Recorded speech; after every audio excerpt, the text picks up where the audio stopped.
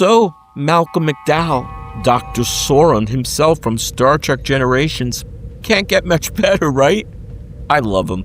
I just love Malcolm McDowell as an actor. So many great things. A Clockwork Orange, Stanley Kubrick, right? And Star Trek Generations. Cat People, the remake of Cat People, on and on. Malcolm McDowell just gave a great new interview about everything, like working with Stanley Kubrick, but also, of course, for Star Trek fans, working with the great William Shatner as Captain Kirk in Star Trek Generations. And it's definitely not a diss. It's just very honest, because one of the reasons I love Malcolm McDowell, especially he's gotten older, always, but so candid now, so honest. This is what he says about Bill Shatner and working with him in Star Trek Generations. I really enjoyed working with Bill Shatner, and of course I knew Patrick Stewart from my days at the Royal Shakespeare Company. Bill was hilarious in many ways, and I got to admire him, and I got to really tease him a bit. He was kind of a ridiculous figure, but without Bill Shatner, there is no Star Trek. There is no billions and billions of dollars from all these movies and TV spin-offs and everything. I understand he can be a bit uppity at times, but I really admire him. Now, you gotta love that, okay? And then the next question in the interview, would you want to bring your Star Trek character back? Good old Dr. Soran. He says, sure, why not? Though I don't think there's a place for him.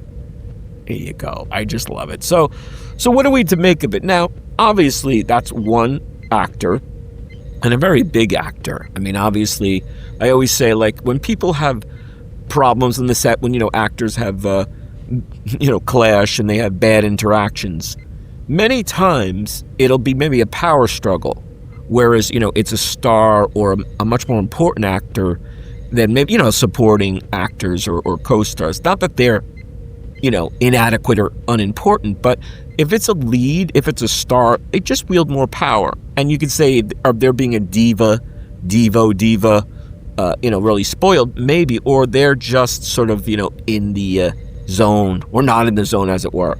So with Malcolm McDowell, his experience with Bill Shatner was good, and he admires him, but he said how he's kind of a ridiculous figure, and how he could be uppity at times. And I think that's, clearly referring to Shatner's struggles with George Takei. Everyone from George Takei to Leonard Nimoy to everybody, Jimmy Doohan. There's always stories, Walter Koenig, but Malcolm McDowell, again, you can't get much better.